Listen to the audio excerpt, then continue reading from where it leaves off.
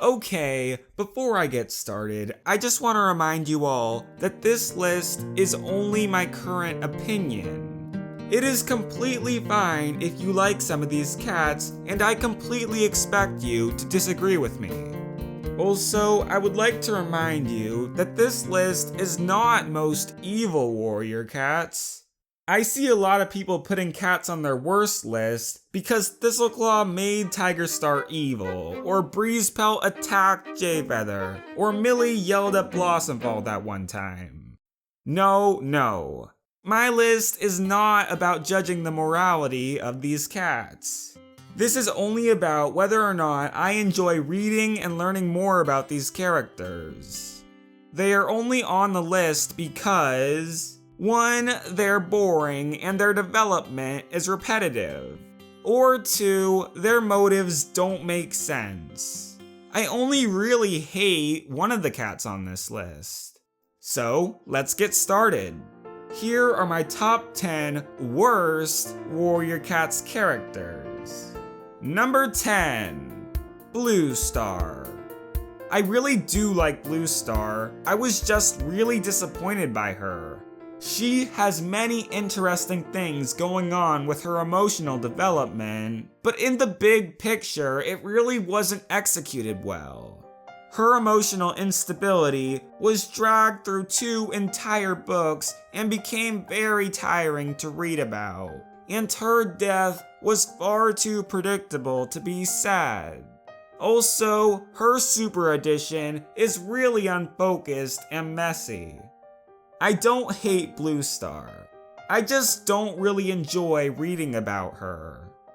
Number 9, Hawkfrost. Yeah, be prepared to see multiple disappointing villains on this list. I feel like one of the most important parts of having a villain character is actually making that villain a threat. However, Hawkfrost fails to become truly dangerous until the very end of the New Prophecy story arc when he tries to kill Firestar. And then, he's dead by the end of that chapter. It's just extremely boring having an antagonist that's only a potential threat. Also, did we really need to reverse the whole Brambleclaw moral of not judging a cat based on their origin? Multiple cats completely expected him to be evil because he was Tigerstar's son, and they were all completely correct. Number 8, OneStar. It's really hard to understand OneStar's motives. I can understand why he would lose his friendship with Firestar to prove loyalty to his clanmates. I don't understand why he has to attack ThunderClan for the sake of attacking ThunderClan. I mean, trying to grab some extra territory is one thing, but OneStar just marched his clan right in the ThunderClan camp and went crazy.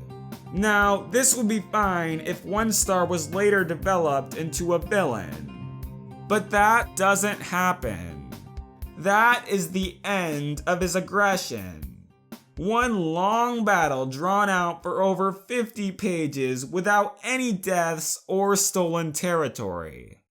Also, the big reveal that OneStar was Darktail's father didn't really add much to Shattered Sky, aside from an entire chapter of OneStar trying to explain himself. It's a plot twist that's only there for the sake of having a plot twist. Number 7, Lionblaze. Despite being a protagonist for the same amount of time as Jayfeather, Lionblaze received less than half of his development. Lionblaze's power is hardly used. His training with Tigerstar was a recycled concept from Brambleclaw, and Lionblaze hardly shows any individuality aside from his love drama. Lionblaze is the least popular prophecy cat for good reasons. Number 6, Soul. Soul is yet another example of a disappointing villain. The entirety of his power comes from knowing about an eclipse ahead of time. And once the shock from that wore off, all the three needed to do to defeat him was simply not agree to work for him. It's not suspenseful at all, and his return isn't any better because it only really served as filler to waste time before the real action started. Number 5. Cinder Hard. Cinder Hard's character is the most frustrating gimmick of the entire series. The books spend way too much time using her to glorify Cinderpelt's sacrifice, which wasn't really much of a sacrifice because Cinderpelt actually enjoyed her life after becoming a medicine cat. The arguing between Jayfeather and Leafpool about Cinderpaw dragged on forever and never had a satisfying resolution. Also, the love between Lionblaze and Cinderheart was needlessly confusing, and it doesn't make sense that the writing team decided to make Cinderheart and Cinderpelt different cats after Cinderheart was treated as a reincarnation for several books. Number 4. Leafstar. It's really hard to respect Leafstar as a leader. At least, the Leafstar that appears in SkyClan's Destiny. I just find her to be a complete pushover. She lets Sharpclaw, her deputy, walk all over her throughout the entire book. And she never does anything about it, despite the fact that she has authority over him. I kept waiting for the moment to come when she finally had enough of Sharpclaw and showed some assertiveness, but at the end of the book, Sharpclaw just tells Leafstar that he doesn't respect her authority, and Leafstar is just okay with that. Also, she was way too apathetic about what happened to Stick the Cat. I also would have liked it if she showed more emotion towards everything that happened to SkyClan during Hawkwing's journey, but that doesn't bother me as much. Number 3. Alderheart. Most of the time, it feels like Alderheart as a character only really exists so that A Vision of Shadows could have a medicine cat protagonist.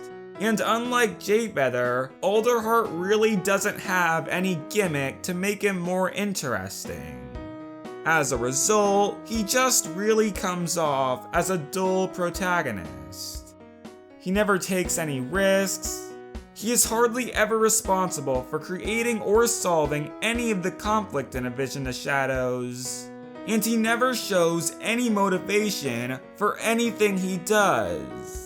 And the worst part is that these books have to be so formulaic that we need to return to Alderheart every 3rd chapter, even when there is nothing to return to.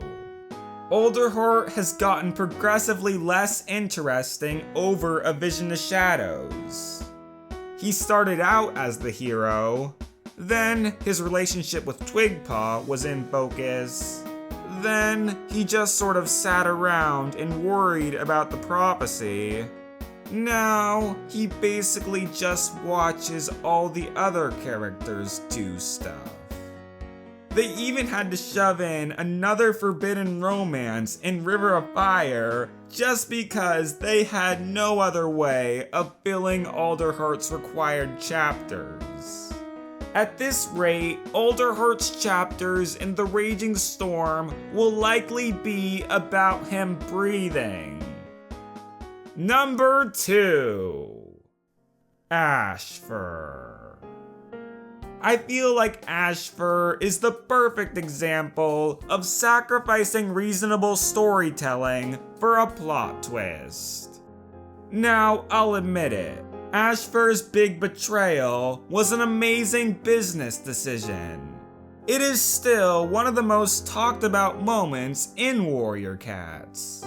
However, I'm not talking about it because I love it. No. Ashfur's character development escalated way too quickly. He was only sort of a jerk one moment, and then the next moment, he is ready to kill 3 cats. And then the next moment, he's pretending nothing happened at all. And then the next moment, he's dead. He made the book more interesting, but it was for all the wrong reasons. When a book has a plot twist, it should at least make a little sense. But Ashfur wanting to kill multiple cats because of a breakup? It just doesn't work given what we had known about Ashfur. And it really oversimplifies the concept of murder. Oh, and speaking of oversimplifying murder, number 1. You know how I said I only hated one character on this list? Well, this cat is that character. No other cat in this series fails to meet every single piece of criteria on what I consider to be a good character quite like this cat. This cat is from the novella Mapleshade's Vengeance and goes by the name of Mapleshade. Now, let me explain. First, her story was way too rushed. Mapleshade hardly needed any convincing to go on a murder rampage, and when she did, all her targets practically fell into her paws. In addition, this novella justifies and fantasizes murder without any clarification at the end that what Mapleshade did was wrong. Remember, this book is labeled as juvenile fiction. The glorification of murder for revenge in this book is really disturbing in my opinion. And there is no moral or resolution in the book at all. I could go on and on about how much I hate Mapleshade, but I'm better off ending it here. Now, if you do like Mapleshade, just remember that this is only my opinion. Please don't take this as a personal attack against your beliefs. It isn't. It's completely fine if you disagree with me. And the same goes for every other cat on this list. If there are any cats you personally think should or should not be on this list, feel free to share your opinions in the comments.